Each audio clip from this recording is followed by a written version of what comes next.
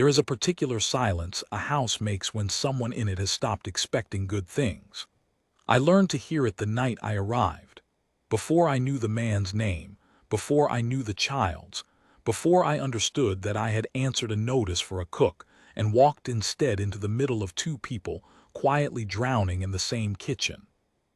I came for the wage. I won't pretend otherwise. I had debts and a dead husband and a winter coming, and a job that asked only that I feed strangers seemed like mercy. But there was a window with a lamp behind it, and a small face pressed to the cold glass, watching the road as if she had been watching it a long, long time. She didn't wave. She didn't smile. She just looked at me the way you look at weather, something arriving whether you want it or not. I thought I had come to cook for a cowboy. I had no idea I was about to spend everything I had left on a child who had decided the world was finished with her. Let me tell you how it began. The rain had turned to that thin, mean sleet that doesn't fall so much as throw itself sideways, and by the time the wagon turned off the territorial road and onto the rutted track the driver called the coal place, I had stopped being able to feel my hands. "That's it," he said, nodding at a long, low house squatting under a stand of black cottonwoods. "Don't expect a welcome. Coal ain't the welcoming sort, not no more." I didn't ask what no more meant. I had learned in the 8 months since I buried Samuel that people will tell you the saddest thing in the world if you simply wait long enough without prying. Prying makes them careful. Silence makes them honest. So I waited. The driver clucked at the team. "Lost his wife in the spring," he said low, as though the cottonwoods might carry it. "And the baby with her. Folks say he ain't strung 2 civil words together since." "And the child," I said, because the notice had mentioned a child, one line of it almost an afterthought. "Cook wanted, ranch household, 1 man, several hands, 1 child. Wages fair. References." I had read it 40 times on the long ride out, the way you worry a stone in your pocket. The driver's mouth did something I didn't like. "Little girl, Lottie," he shook his head. "Don't talk, not since. Doctor came out twice, said there's nothing wrong with her throat." He shrugged the shrug of a man washing his hands. "Some folks just decide, I suppose." Some folks just decide. As if a 7-year-old had sat down one morning and resolved, like a banker closing an account, to be finished with speech. The wagon stopped. The house had one window lit, and behind the window, pale as a moth against the dark, was a face. A child's face, watching the road. She didn't move when she saw me. That was the first thing. A child who watches the road is usually a child waiting for someone, and the moment that someone appears, the waiting breaks into running, into shouting, into the whole bright commotion of being small and hopeful. She did none of it. She simply looked at me, and then, and this is the part I have never been able to forget, she looked away, back down the empty road, as if I were already a disappointment confirmed. I got down into the sleet with my 1 trunk and my dead husband's coat over my shoulders, and I thought, I have made a mistake. I did not yet know what kind. The man who opened the door was younger than I'd pictured and harder. Tall, with the kind of leanness that comes from forgetting to eat rather than from work, and a beard he plainly hadn't decided to grow so much as failed to prevent. His eyes went over me once, the trunk, the coat, the sleet melting on my hat brim, and something in them shut like a gate. "You're the cook," he said. Not a question. There was no surprise in it and no welcome either, just a fact being noted and filed. "Della Marsh." I put out my hand because that is what you do, and after a moment that lasted slightly too long, he took it. His grip was dry and brief. "You'd be Mr. Cole." "Wyatt." He stepped back to let me in, and I understood it was the most generous thing he'd done in some time. Hands eat at 6 and at noon and at dark. Supper's the big one, they ride hungry. There's a girl comes Tuesdays to help with the wash, you don't worry about that, kitchen's through there. He pointed without looking, the way you point at a thing you'd rather not see. "Your room's off the back of it, cold but it's yours." "And the child," I said. It was as though I'd struck him. Nothing moved in his face, that was the awful part. Nothing moved at all, but the air around him changed, went thin and careful, and I saw the cost of the stillness it took him to say flatly, "Lottie keeps to herself. She'll not be any trouble to you. She'll not be any trouble." He said it the way you describe a piece of furniture you were apologizing for. And behind him, in the doorway to the lit room, the child stood watching us both with her thin arms wrapped around herself, and I understood with a lurch that she had heard every word, and that being no trouble to anyone had become the entire shape of her small life. I am not by nature a brave woman. I want that understood. I had come there to cook and keep my head down and earn back the ground I'd lost. But something in me, call it the part that had wanted children of my own and been told by 3 winters and a war and a fever that I would not have them. Something in me knelt down right there on the cold floor in my wet coat, so that my eyes were level with hers, and I said, gently, as if it were the most ordinary thing in the world, "Hello, Lottie, I'm going to cook your supper. Do you like biscuits?" She didn't answer. Of course she didn't. But she didn't look away either.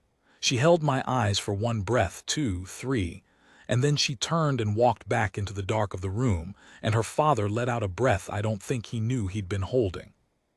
"I told you," he said, "she don't talk." "I didn't ask her to talk," I said, standing, my knees complaining. "I asked her about biscuits." He looked at me then, really looked, for the first time, and I couldn't read what was in it. Suspicion, maybe. Or the wariness of a man who has decided that hope is a kind of cruelty and resents being shown any. "6 o'clock," he said again, and walked out into the sleet to see to the horses, leaving me alone in a stranger's house with a silent child and a kitchen that smelled, I would discover, of nothing at all. No bread, no smoke, no onions, no coffee gone bitter on a stove. Nothing. As if no one had eaten there in a long time. As if the house had decided, along with the child, to be finished with the business of nourishment. I lit a second lamp. I found the flour. And I began, because beginning is the only thing I have ever truly known how to do. That first week, I cooked the way you pray when you've stopped believing out of habit, and just in case. The hands were grateful, at least. 5 of them, weathered and shy, and they ate my suppers with a desperate gladness that told me everything about what they'd been living on. A man named Pete, the oldest, lingered the first night with his hat in his hands and said, "Ma'am, I don't want to speak out of turn, but if you keep cooking like this, I'll marry the stove myself." And I laughed for the first time in longer than I could remember, a startled, ugly bark of a laugh, and across the kitchen the child looked up. That was the thing I learned to watch for, the looking up. Lottie ate alone. She took her plate to the corner by the dry sink and sat on an overturned crate with her back half to the room, and she ate small and quick like a creature that has learned that food can be taken away. Her father ate in the front room, alone, with the door not quite closed, and the 2 of them passed each other in that house like the moons of some cold planet, near and never touching, each held in orbit by the same dead star. I did not try to make her talk. The driver had been wrong about her, and the doctor and her father, and I knew it the way you know a kettle is about to sing. There was nothing decided about that child. There was only a great wall of grief that no one had thought to climb because the person who might have was lying under it. So I made noise instead, cheerful, pointless, undemanding noise. I narrated my cooking like a woman gone simple. "Now we want this just so. Not too much salt. My mother used to throw it in like she was feeding chickens, and we all wondered why we were thirsty." I sang under my breath badly. I've a terrible voice, all on one note. I left the kitchen door open so she could come and go, and never once told her to do either. And every night I made biscuits. Even when I made something else, I made biscuits too, and I set one on a plate near her crate without comment, without watching, as if it had simply happened to be there. The first 3 nights she didn't touch them. The 4th night the biscuit was gone. I want to tell you I felt triumphant. The truth is I had to step into the cold larder and press my apron to my face so the hands wouldn't see me cry over a missing biscuit, which is, I'm aware, a foolish thing for a grown woman to do. But I had spent 8 months feeling useful to no one, mourning a man and the children I'd never get to feed, and a child I did not know had eaten something I made, and it undid me in a way the funeral never had. I composed myself. I went back in. I said nothing. But I made 2 biscuits the next night. It was the second week that I understood how bad things truly were. I'd risen early to start the bread and found the front room cold, the fire out, and Wyatt Cole asleep, passed out, more honestly in the chair by the dead hearth with a bottle on the floor beside him and his late wife's shawl. I would later learn it was hers, clutched in one fist like a child clutches a blanket. On the table beside him was a tintype in a frame, face down. I did not turn it over. Some grief is not yours to look at. And down the hall I heard a small sound, a bad sound, the sound of a child being sick. Lottie was kneeling on the cold floor of her little room, retching into a chipped basin, her nightdress soaked through with sweat, her hair plastered to a forehead that, when I laid my palm against it, was hot as a stove lid. Fever. The deep kind, the kind that had taken my Samuel inside of 4 days. "Oh, no you don't," I said very quietly to the fever and not to her. "Not this one, you don't get this one." I got her into my own bed because it was nearer the kitchen warmth. I built the fire up.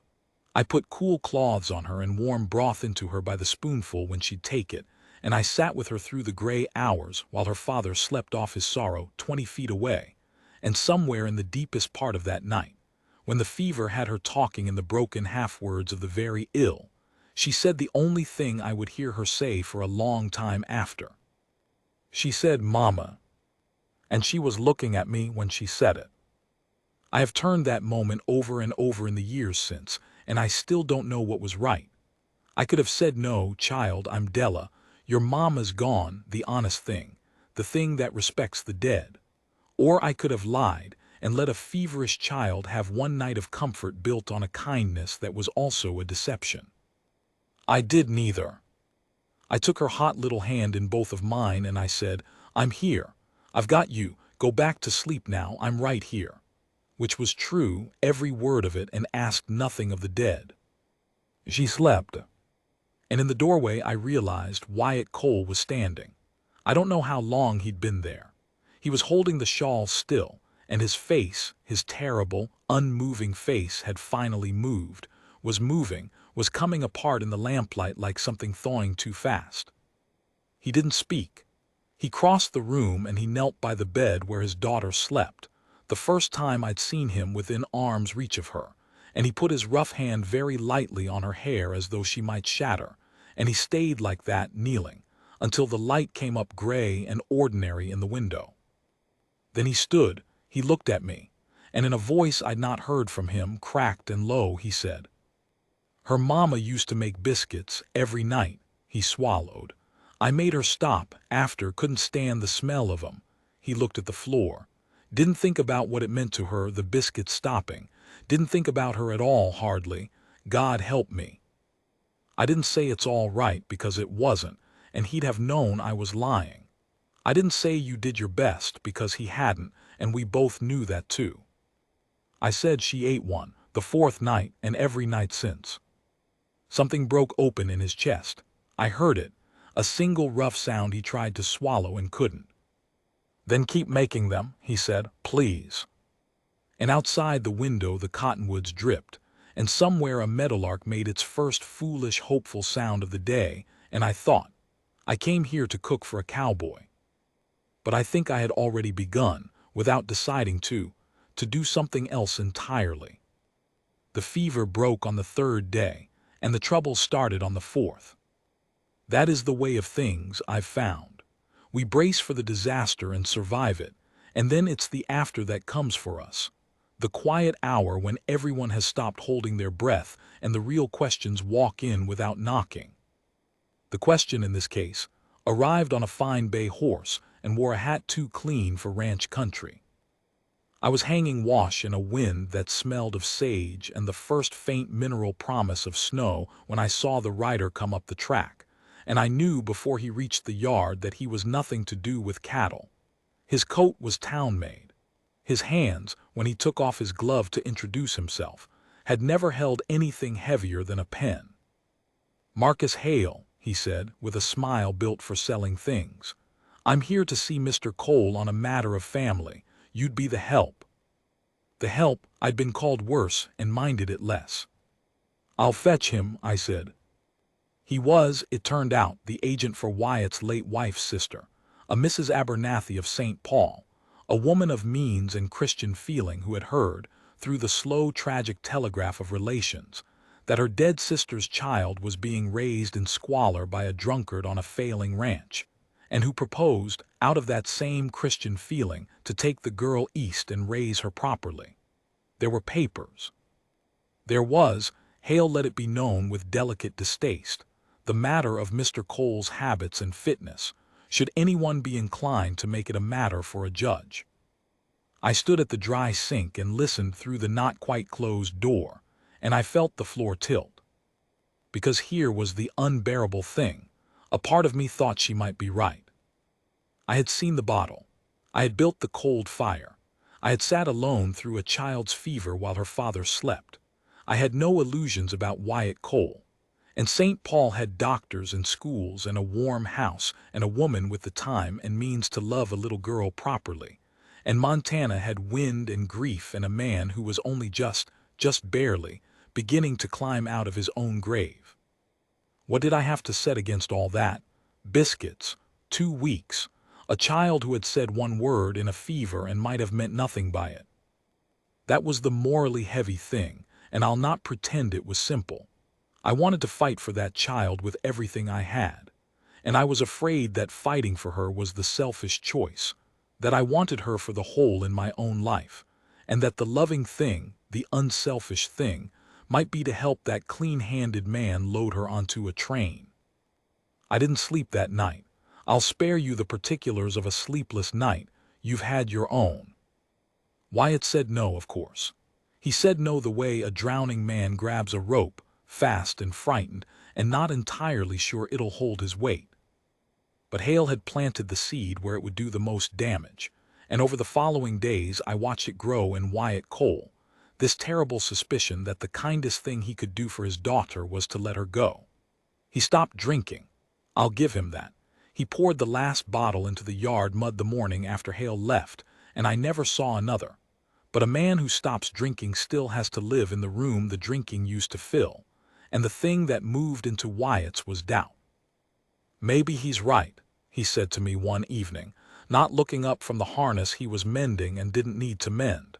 "Maybe she'd be better off." "Better off," I repeated. "Warm house, other children, cousins, a woman who," he stopped. His hands went still on the leather. "A woman who ain't a stranger her pa hired." I understood then that I was the wound and the cure both. I was proof he couldn't manage his own child. He'd had to hire her care, and I was the only thing keeping her tied to him. I should have been gentle. I was not. "Mr. Cole," I said, "you can send that child to St. Paul. They'll feed her well and dress her warm, and she'll grow up in a fine house, and she'll be polite and quiet, and she will spend the whole rest of her life believing that the day her mother died, her father decided she was too much trouble to keep." I was shaking. "I know what it is to be the thing somebody couldn't manage. You send her east to be managed, and you'll lose her in a way no train ever could." He looked up at me and his eyes were wet and his jaw was tight, and he said with real anger, the first anger I'd seen in him, "You think I don't know that? You think I don't lie awake?" His voice cracked clean across. "I look at her and I see Mary. I see Mary dying, every time. And then I hate myself for it because it ain't the child's fault she's got her mother's face, but I can't." He pressed the heel of his hand to his eye. "I can't always look at her. What kind of father is that? What kind of father can't look at his own little girl?" And there it was, the whole black heart of it. He hadn't been finished with her out of cruelty. He'd been finished with her out of love, out of a grief so total that the sight of his daughter's face, which was his dead wife's face in miniature, was more than the man could bear. I crossed the room. I'm not sure why. I'd had no plan. I took the harness out of his hands and set it down, and I said, "Then we'll do it together until you can. You don't have to look at her every minute. You just can't look away forever. Start with biscuits. You can stand in the same room for biscuits." He laughed a wet, wrecked, terrible laugh. Biscuits. Biscuits, I said. From the doorway, where she had been standing for I don't know how long, the way she always seemed to be standing in doorways having heard things she shouldn't, Lottie watched us. And when her father turned, helpless, and met her eyes for once instead of sliding off them, when he made himself, visibly, with effort, look, the child did the bravest thing I ever saw a person do.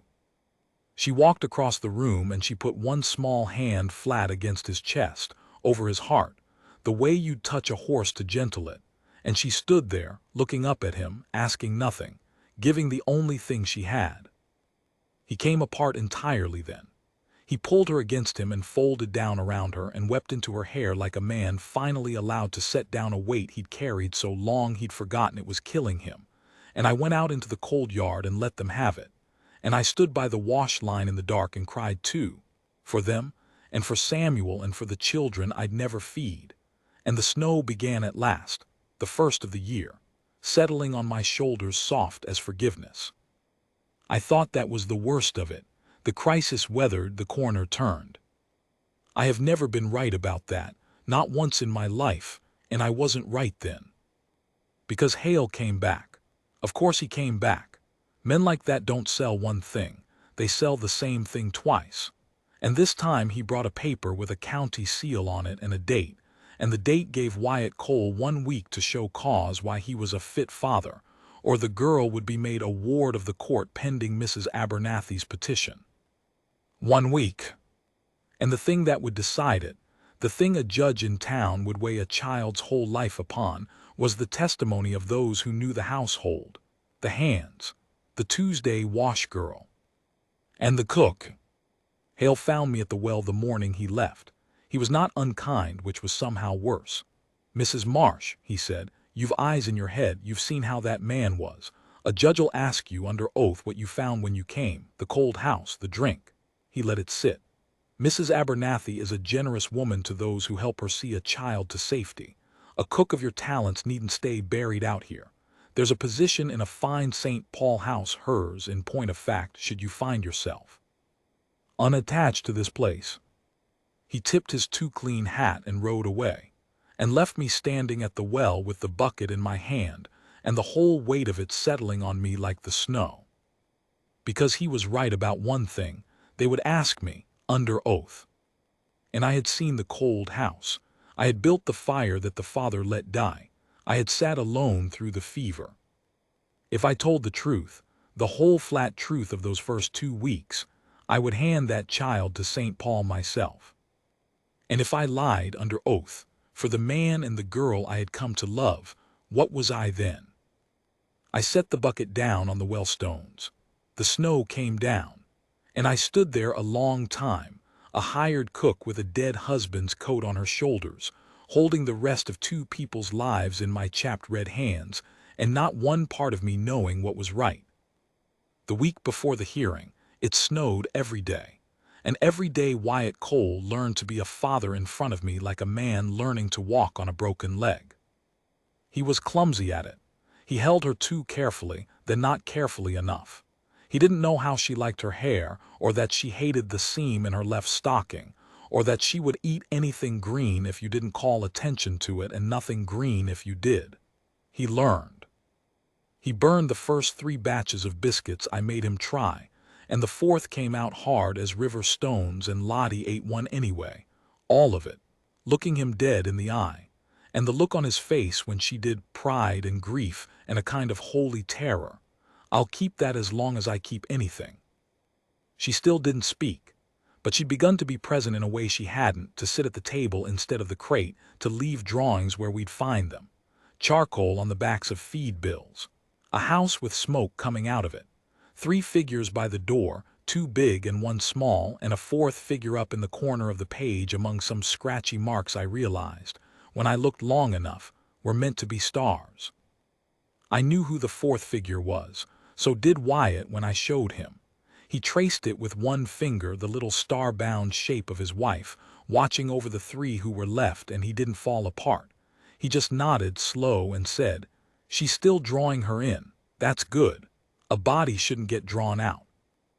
I have thought a great deal since, about how much that man grew in 1 week of snow. The morning of the hearing, I dressed in my one good dress and braided Lottie's hair the way she liked. No seam, no fuss, and Wyatt put on a collar that didn't fit him, and we drove the long cold miles into town in a silence that wasn't the old dead silence but a new one, taut as a fence wire, full of the thing none of us would say. Because we all knew it would come down to me. Hale was there, smooth and clean. Mrs. Abernathy had come in person, and that undid one of my certainties because she was not a villain. She was a tired, kind-faced woman with red eyes who looked at Lottie across that cold courtroom with such naked, grieving love that I understood she'd lost her sister too, and that this, taking the child, was the only way she knew to keep a piece of Mary in the world. There were no villains in that room. That's the thing nobody tells you. The hardest fights are the ones where everybody's right. They called the hands, who stammered and twisted their hats and swore Cole was a good man, which the judge plainly weighed at the value of loyalty rather than truth. They called the doctor, who spoke of fever and of a child who would not speak and could not say why the household had let it come so far.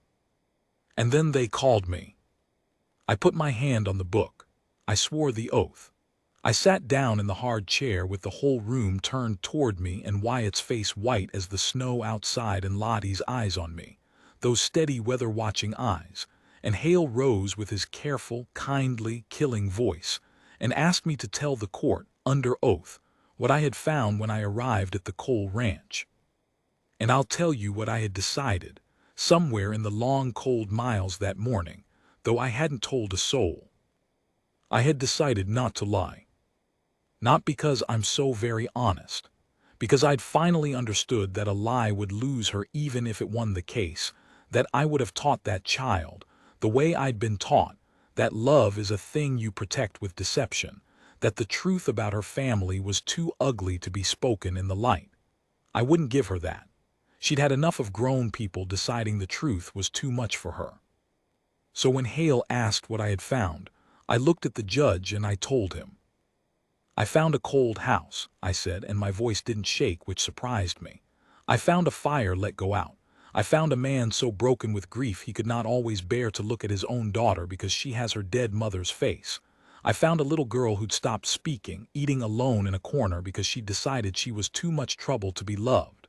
The room was very still. Mrs. Abernathy had her handkerchief to her mouth. That's the truth of what I found. Every word. Hale almost smiled. He thought he'd won. He very nearly had. But you didn't ask me what I left, I said before he could sit. You asked me what I found. Ask me what's there now. The judge, who had been watching me with the flat patience of a man who'd heard every kind of lie, leaned forward the smallest amount. Go on, Mrs. Marsh. So I told him the rest. I told him about the bottle poured into the yard mud and never replaced. I told him about a man learning to braid a stubborn child's hair, burning biscuits, sitting in the same room as his grief instead of running from it. I told him about a drawing of a house with smoke coming out of the chimney and 3 figures by the door and a mother drawn in among the stars, watching over the 3 she'd left. Because a child who is finished with the world does not draw her dead mother into the picture. She draws her out. Lottie was drawing her family bigger, not smaller. That is not a child who has given up. That is a child who has, against all the evidence, decided to hope. You can take her to St. Paul, I said, and I looked at Mrs. Abernathy when I said it because she deserved to be looked at. She'll be warm and loved and there's no shame in what you're offering, ma'am. I want that on the record. There's no shame in it at all. But that man did not stop loving his daughter. He drowned for a while and he's swimming now. And if you pull her out of his arms in the exact week he's finally reaching for her, you won't be saving her from him. You'll be teaching her that reaching is no use. I ran out of breath. That's all I know, that's all of it. I sat back.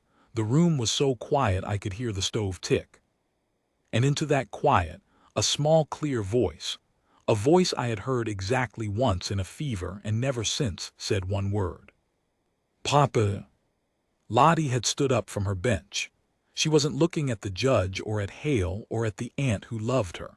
She had crossed half the courtroom floor and she was looking at Wyatt Cole, her hand half raised, and she said it again, louder. The way you call to someone you're afraid won't turn around in time. Papa. He turned around in time. He was out of his chair and on his knees on that courtroom floor with his arms full of his daughter before anyone could draw breath. And the sound he made, and the sound she made into his shoulder, small, broken, the dam of half a year going all at once. There wasn't a dry eye in that cold room, not Hale's, not the judge's, not the aunt who had come 1,000 miles to do the loving thing and now sat watching the loving thing be done by someone else. The judge let it go on a while. Then he cleared his throat, rough, and he didn't bother with the long speech I think he'd prepared. Petition denied, he said. Child stays with her father. And then more quietly to no one and everyone. Sometimes the law's got the sense to get out of the way. Mrs. Abernathy came to the ranch once before the spring thaw and stayed 3 days and left as something like a friend, with a standing invitation and a drawing of her own. Lottie made her one, a woman with red eyes and a kind face, drawn in among the family this time, not the stars. The child had decided, it seemed, that there was room. Lottie talks now. Not a great deal, she was always going to be one of the quiet ones, the watchers, but she talks. She calls me Della. She has never once called me Mama, and I have never wished her to. Her Mama is up among the stars in every picture she draws, watching over the 3 of us, and there is room in that house for all of it, the grief and the living both. As for what I am to that family, I have stopped trying to name it. I came to cook for a cowboy. I cook still. But the wages stopped mattering a long time ago, and there is a question that has lived unasked in that warm house all winter, in the way Wyatt's eyes find me across a room now and slide away shy as a boy's, in the way he said my name the other morning, just to say it, just to see how it sat in his mouth.